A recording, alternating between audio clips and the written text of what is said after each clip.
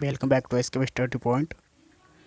आज मैं आपको क्लास 12 माइक्रो इकोनॉमिक्स समष्टि अर्थशास्त्र के एक और क्वेश्चन लेके आया हूँ। सीमांत बचत प्रवृत्ति का महत्वपूर्ण बिंदु बताइए।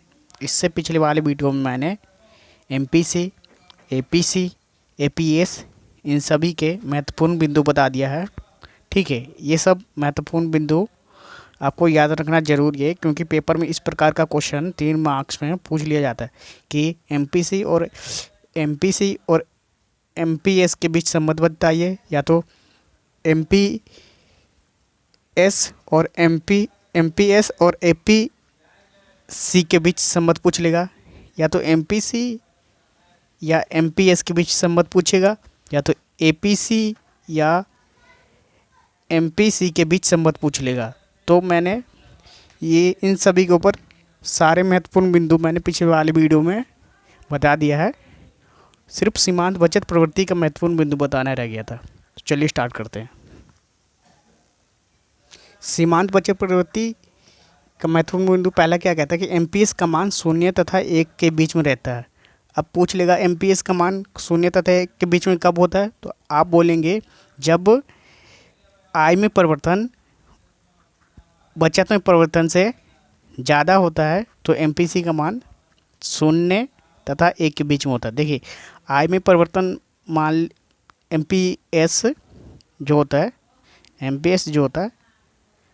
डेल्टा एस बटे डेल्टा बाई के बराबर होता है। ठीक है, डेल्टा एस बटे डेल्टा बाई के बराबर होता है।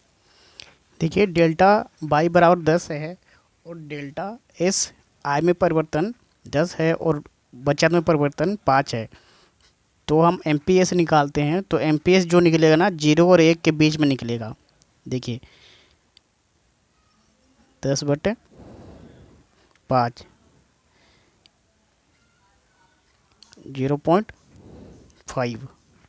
ठीक है, 0.5 जो आया 0.5 आया, ये 0 और 1 के बीच में है। तो 0 और 1 के बीच में एमपीएस कब होता है, जब आय में परिवर्तन बचत में परिवर्तन से अधिक होता है, तो एमपीएस 0 और 1 के बीच में आता है। ठीक है, तो आपको पहला पॉइंट समझ आ गया होगा कि एमपीएस का मान 0 तथा 1 के बीच में क्यों होता है। अब दूसरा पॉइंट देखें। दूसरा पॉइंट क्या कह रहा है कि एमपीएस 1 भी हो सकता है जब संपूर्ण आय बचा लिया जाता है। तो एमपीएस 1 कब होगा, एमपीएस 1 जब होगा जब जितना हमने कमाया था आय में उतना ही, यानी कि इनकम में जितना चेंज आ रहा है, इनकम में जितना बदलाव आ रहा है, वो सभी के सभी अगर हम क्या कर लेते हैं, बचा लेते हैं, वो सभी के सभी हम बचा लिया जाता है, सभी इनकम जितना आय में परिवर्तन होता है, तब एमपीएस 1 के बराबर होता है। चलिए देखते हैं कैसे होता है 1 के बराबर।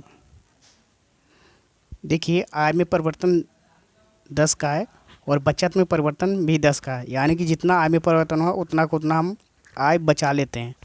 तो जब हम एमपीएस निकालते हैं तो एमपीएस का मान 1 होता है। देखिए 10 बटे 10 बराबर में 1।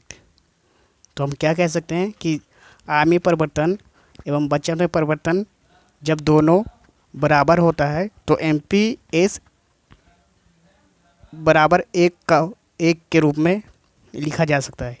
यानी कि एमपीएस 1 के बराबर कब होता है, कोई पूछ लेगा एमपीएस 1 के बराबर कब होता है, तो आप बोलेंगे जितना आय में परिवर्तन हुआ है उतना ही बचत में परिवर्तन होगा, तो एमपीएस 1 के बराबर होगा। दूसरा पॉइंट भी समझ लिए।